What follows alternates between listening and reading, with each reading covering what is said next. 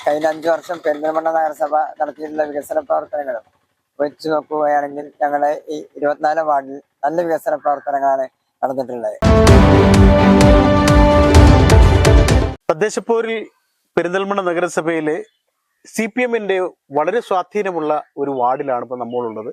24-ാം വാർഡിൽ ഇവിടെ സുനിൽകുമാറാണ്. സുനിൽകുമാർ DYFIയിലൂടെയൊക്കെ വന്ന ഒരു മാത്രമല്ല സാമൂഹ്യ ജീവകാരുണ്യ മേഖലകളിലൊക്കെ സാന്ത്വനത്തിന്റെ ഒക്കെ പ്രവർത്തനങ്ങളിൽ സജീവമാണ്. അപ്പോൾ ഈ വാർഡിലെ പല വാർഡുകളിലും LDF വിജയപ്രതീക്ഷ എന്നല്ല, ഭൂരിപക്ഷം എത്രയാണ് കൂട്ടേണ്ടത് എന്നാണ് തീരുമാനിച്ചിട്ടുള്ളതെന്നാണ് നേതാക്കളും പ്രവർത്തകരും ഒക്കെ പറഞ്ഞത്. സുനിൽകുമാർ, ഈ സംസ്ഥാന സർക്കാർ നടപ്പാക്കിയ പല ജനക്ഷേമ പദ്ധതികൾ പെരിന്തൽമണ്ണ നഗരസഭ 3 പതിറ്റാണ്ടിലേറെ കാലമായി LDF-ന്റെ ഉരുക്കുകോട്ടയാണ് നഗരസഭ നടപ്പാക്കിയ വികസന പദ്ധതികൾ. ഇത്തരം കാര്യങ്ങളിലൊക്കെ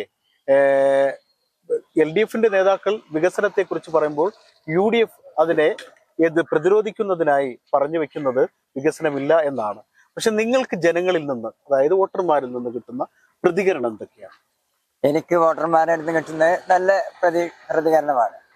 ഇപ്പോ ഈ സംസ്ഥാന ഗവൺമെന്റിനായാലും കഴിഞ്ഞ 5 വർഷം പെരിന്തൽമണ്ണ നഗരസഭ നടത്തിയിട്ടുള്ള വികസന പ്രവർത്തനങ്ങളും വെച്ച് നോക്കുകയാണെങ്കിൽ ഞങ്ങളുടെ ഈ 24 വാർഡിൽ നല്ല വികസന പ്രവർത്തനങ്ങളാണ് നടന്നിട്ടുള്ളത്.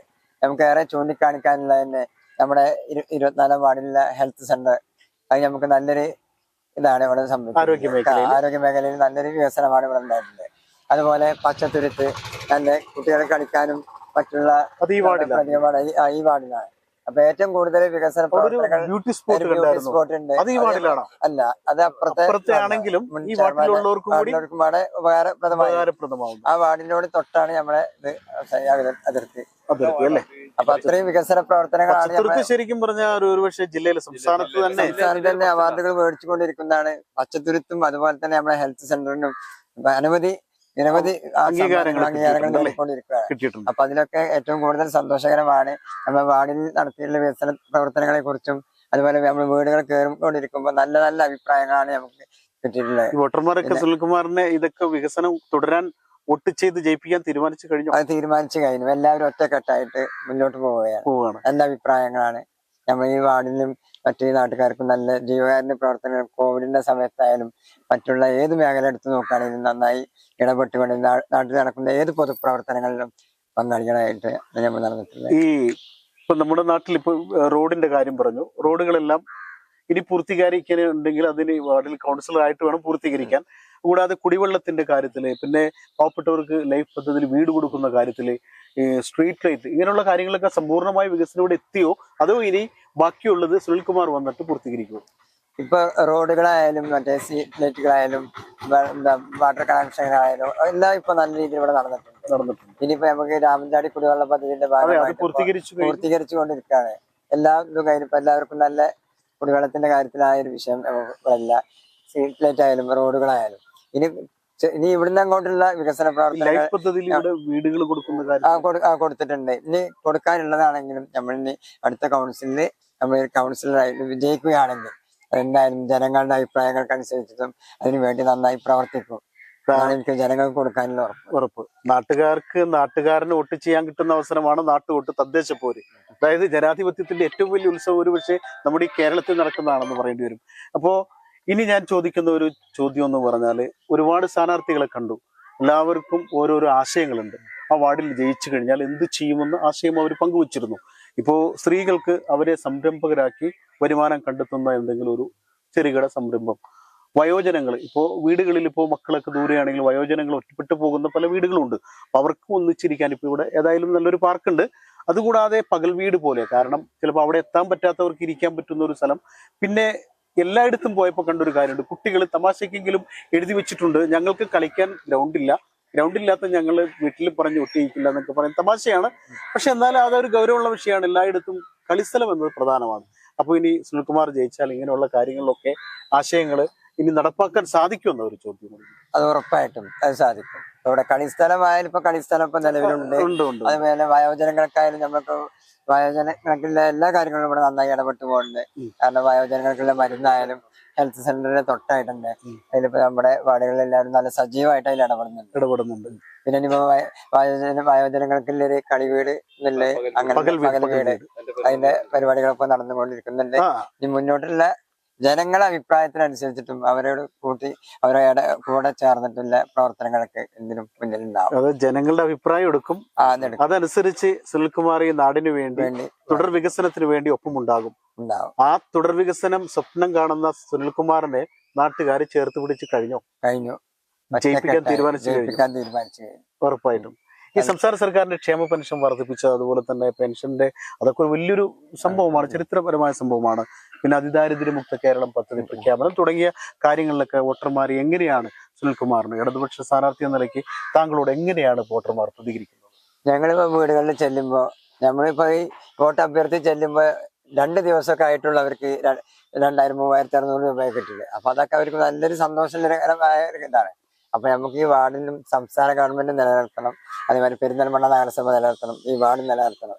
അതിനുള്ള അവരോട് ചേർന്ന് പ്രവർത്തിക്കാനാണ് ഞാൻ വിജയം ഉറപ്പിച്ചു. ഇനി ഭൂരിപക്ഷം കൂടുതൽ എത്രയും കൂടി നോക്കിയാൽ മതി. നേരത്തെ ഉണ്ണികൃഷ്ണ മാഷും വേറൊരു LDF സ്ഥാനാർത്ഥിയൊക്കെ പറഞ്ഞത് വിജയം ഉറപ്പിച്ചു കഴിഞ്ഞു, ഇനി ഭൂരിപക്ഷം എത്ര കൂടുമെന്ന് മാത്രമേ നോക്കാനുള്ളൂ. അങ്ങനെ ഒരു കോൺഫിഡൻസ് കൂടി ഉണ്ടോ? അതുണ്ട്, അത് തീർച്ചയായിട്ടും. ഭൂരിപക്ഷം കൂട്ടുക, വിജയം ഉറപ്പിച്ചു കഴിഞ്ഞു, ഭൂരിപക്ഷം ഉണ്ടാവും. അത് തന്നെ. കാരണം ഞാൻ ഇങ്ങനെ എനിക്കൊരു 2 വർഷം മുന്നേ അസുഖമായിട്ട് ക്യാൻസർ പേഷ്യന്റ് ആയിരുന്നു. അപ്പൊ അതിന് നമ്മുടെ പാർട്ടിയാണ് ഇതിന് മുന്നിൽ നിന്ന് പ്രവർത്തിച്ചതും. അതിനോടൊപ്പം തന്നെ ഈ നാട്ടിലെ എല്ലാ ജനങ്ങളും ഒറ്റക്കെട്ടായി, ഒരു ജാതി മത രാഷ്ട്രീയം ഇല്ലാതെ അവരെല്ലാവരും ഒറ്റക്കെട്ടായിട്ടാണ് ഞാൻ ഇപ്പൊ അവരുടെ മുന്നിൽ ഇപ്പൊ ഈ നിൽക്കുന്നത്. അപ്പൊ ആ ഒരു ഒറ്റക്കെട്ടായിട്ടുള്ള ഇതിന് അവർക്ക് തുടർന്നിട്ടില്ല അവർക്കുള്ള വികസന പ്രവർത്തനങ്ങളിലും നന്നായി അവരോട് കൂടെ ചേർന്ന് പ്രവർത്തിക്കുന്നതിന് വേണ്ടിയിട്ടുള്ളൊരു തെരഞ്ഞെടുപ്പ് കൂടിയാണിത്. അതായത് സുനിൽകുമാറിന് വേണ്ടി നാടെല്ലാവരും ഒരുമിച്ച് കൈകോർത്തു. ആ നാടിനു വേണ്ടി ഇനിയുള്ള ജീവിതകാലം സുനിൽകുമാർ എന്ത് വേണം നാട്ടുകാർക്ക്, അതിന് നാടിനോടൊപ്പം ഒരു ജനപ്രതിനിധിയായിട്ട് ഉണ്ടാകണമെന്നൊരു ആഗ്രഹമാണ്. ആഗ്രഹത്തിന്റെ പൂർത്തീകരണമാണോ ഈ തെരഞ്ഞെടുപ്പ്? അതെ, അതും കൂടി അതിലുണ്ടല്ലേ. കാരണം അവരെല്ലാവരും കൂടി ഒത്തുകൂടിയിട്ടാണല്ലോ ഇങ്ങനെ ആക്കിയത്. അപ്പൊ ജനങ്ങൾക്ക് വേണ്ട, അതാ ഞാൻ നേരത്തെ പറഞ്ഞത്, ജനങ്ങളുടെ അഭിപ്രായം കൂടി നമ്മൾ എടുക്കുന്നില്ലേ. കാരണം അതിലൊരു കക്ഷി രാഷ്ട്രീയോ ജാതിയോ മതമോ ഒന്നുമില്ല, എല്ലാവരും ഒറ്റക്കെട്ടായിട്ട് അങ്ങനെ കൂടിയിട്ടില്ല. എന്തായാലും ജയിക്കുന്നില്ല. 100% ഈ വാർഡിൽ നിന്നും LDF സ്ഥാനാർത്ഥിയായി ജയിച്ച് നഗര കാര്യാലയത്തിലേക്ക് LDFന്റെ കൗൺസിലറായി പ്രവേശിക്കാൻ കഴിയുന്ന ആത്മവിശ്വാസമുണ്ട്. 100% ഉറപ്പാണ്. ഏതായാലും സുനിൽകുമാറിന്റെ ആത്മവിശ്വാസം ഒരുപക്ഷെ പ്രവർത്തകർ അദ്ദേഹത്തിന് നൽകുന്ന ഒരു പിന്തുണയാണ്. പിന്നെ അദ്ദേഹം തന്നെ പറഞ്ഞു, നാട്ടുകാർ അദ്ദേഹത്തിന് വേണ്ടി ഒരുമിച്ച് കൈകോർത്തു, ഇനി നാടിനു വേണ്ടി എന്തെങ്കിലും സേവനം ചെയ്യണം. അക്കാര്യത്തില് നാടിനോടൊപ്പം നിൽക്കാനും നാട്ടുകാരുടെ അഭിപ്രായങ്ങൾ, കക്ഷി രാഷ്ട്രീയത്തിന് അതീതമായി ജാതി മതഭേദമന്യേ എല്ലാവരുടെയും അഭിപ്രായങ്ങൾ തേടി നാടിനു വേണ്ടിയുള്ള തുടർ വികസന പ്രവർത്തനങ്ങളില് നാട്ടുകാർക്കൊപ്പം എന്നും ഉണ്ടാകുമെന്ന ഒരു ഉറപ്പുകൂടി സുനിൽകുമാർ നൽകുന്നുണ്ട്. മാത്രമല്ല ആത്മവിശ്വാസം വാനോളം വന്ന പോലെ വിജയിച്ചു കഴിഞ്ഞു എന്ന് പലരും പറഞ്ഞ പോലെ ഇനി വോട്ടിന്റെ എണ്ണവും കൂടി എടുത്താൽ മതി എന്നാണ് പലരും പറഞ്ഞ പോലെ സുനിൽകുമാറും പറയുന്നത്. എനിക്ക് ആശംസിക്കാൻ മാത്രമേ കഴിയുകയുള്ളൂ. ആര് വാഴണം ആര് വാഴണ്ട എന്ന് തീരുമാനിക്കുന്നത് ജനങ്ങളാണ്. ഈ വാർഡിലെ ജനപ്രതിനിധി ആരാവണമെന്ന് നാട്ടുകാർ സുനിൽകുമാറാണെന്ന് തീരുമാനിച്ചിട്ടുണ്ടെങ്കിൽ സുനിൽകുമാറാവും, അല്ല എങ്കിൽ മറ്റേ എതിർപക്ഷത്തുള്ള ആരെങ്കിലും ഉണ്ടെങ്കിൽ അവരാകും. അപ്പോ സുനിൽകുമാറിനെയാണ് ഈ നാട്ടുകാർക്ക് ജനപ്രതിനിധി എന്ന് വേണ്ടത്, തീരുമാനിക്കേണ്ടത് ജനങ്ങളാണ്. ജനം തീരുമാനിക്കട്ടെ അവരുടെ ജനപ്രതിനിധി ആരാവണമെന്ന്. ക്യാമറാമാൻ ഷാഹിദ് കക്കൂത്തിനൊപ്പം Jabbar Venad, channel 10, Perinthalmanna. Al Salama eye hospital സേവനത്തിന്റെ 20ാം വർഷത്തിലേക്ക് 21 ലക്ഷത്തോളം സന്തുഷ്ടരായ ഉപഭോക്താക്കളും 2 ലക്ഷത്തോളം തിമിര ശസ്ത്രക്രിയകളും പൂർത്തിയാക്കിയ മലബാറിലെ ഏക കണ്ണാശുപത്രി.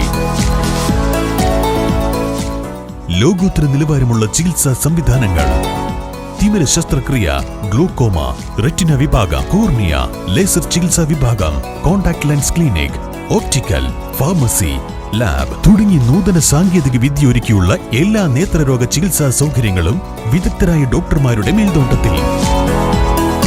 അൽ Salama eye hospital, hospital road, Perinthalmanna.